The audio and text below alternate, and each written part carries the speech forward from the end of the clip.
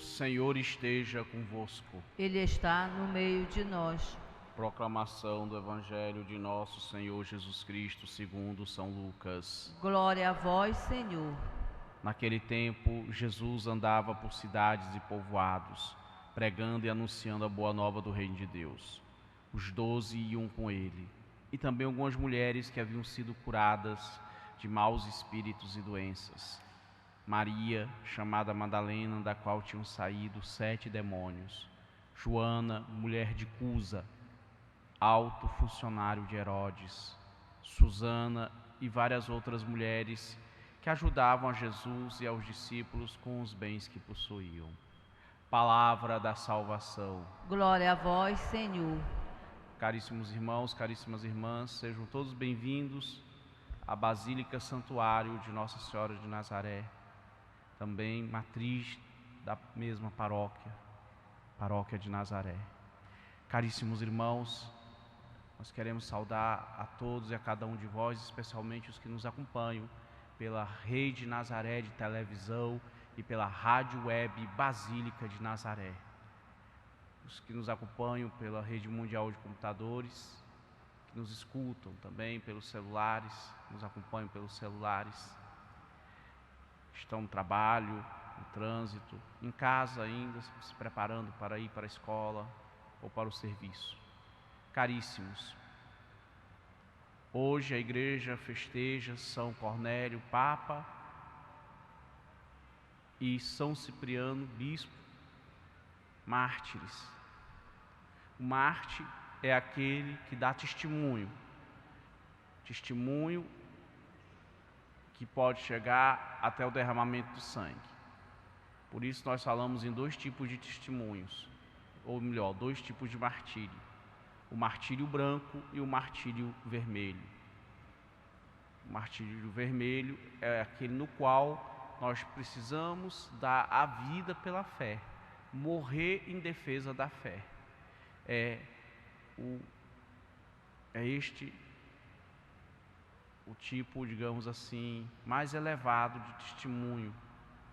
O martírio branco significa dar testemunho de fé com a nossa vida, no dia a dia, na convivência com os irmãos, que muitas vezes não chega ao derramamento de sangue, mas se aproxima, porque viver pela fé é viver cada dia e viver a fé na sua integralidade, na sua inteireza.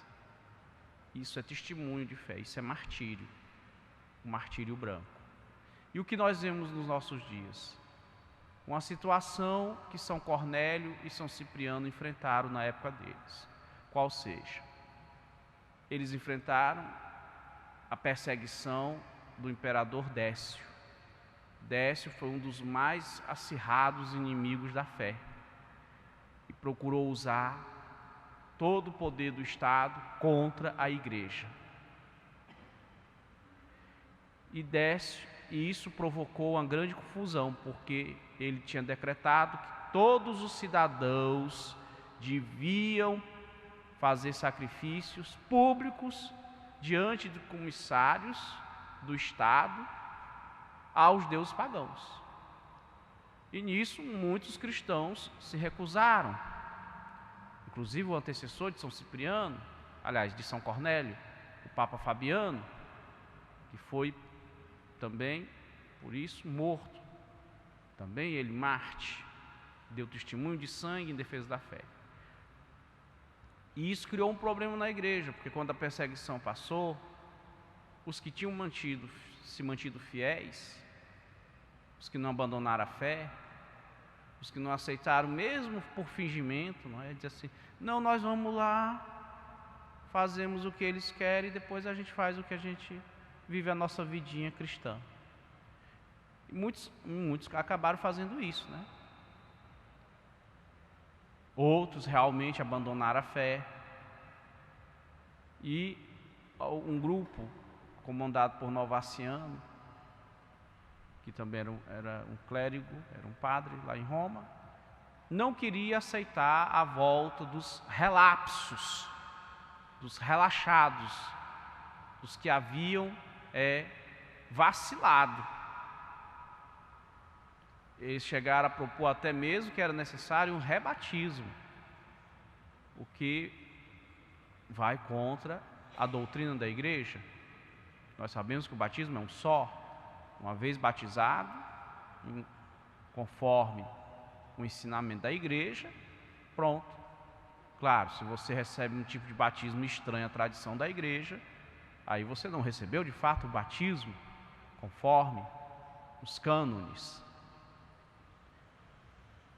Mas se você recebeu um batismo legítimo e válido, não precisa ser rebatizado.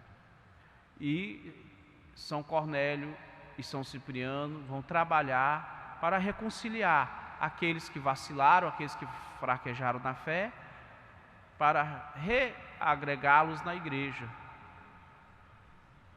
Será uma luta muito grande, porque muitos intransigentemente não vão querer aceitar.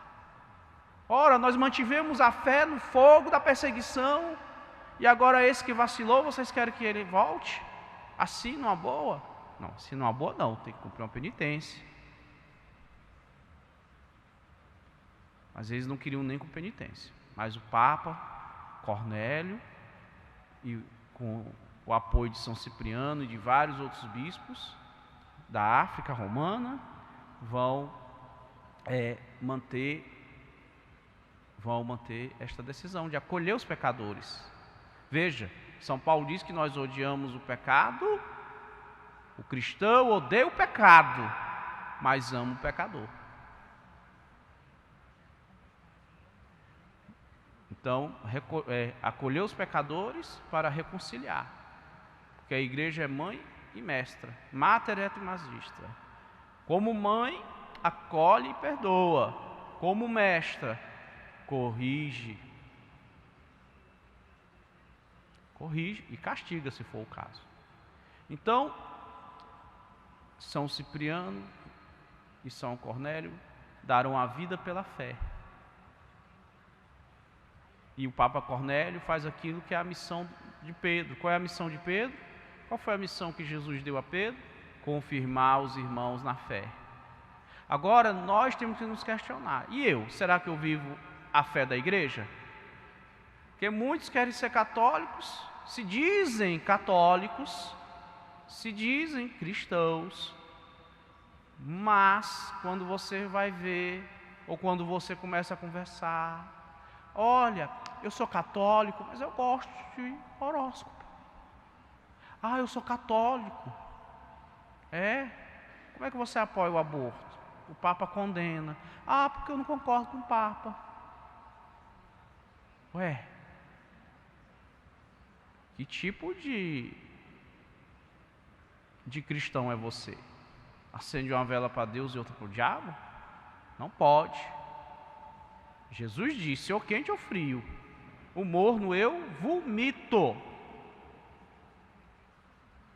Então, meus irmãos, nós temos que nos perguntar: você realmente está dando testemunho de fé com a sua vida? Os nossos irmãos lá no Oriente estão dando testemunho de fé com a vida e com a morte, chegando até o derramamento de sangue. E nós?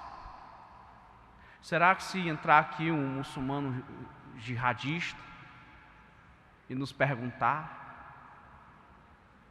se nós seguimos a fé dele ou a fé em Cristo, será que nós, para salvar a nossa vidinha, vamos apostatar da fé cristã, vamos abandonar? Não, você está certo, meu filho. Alá é Deus e Maomé é o profeta, ele não tem outro. Jesus é só um profetinha.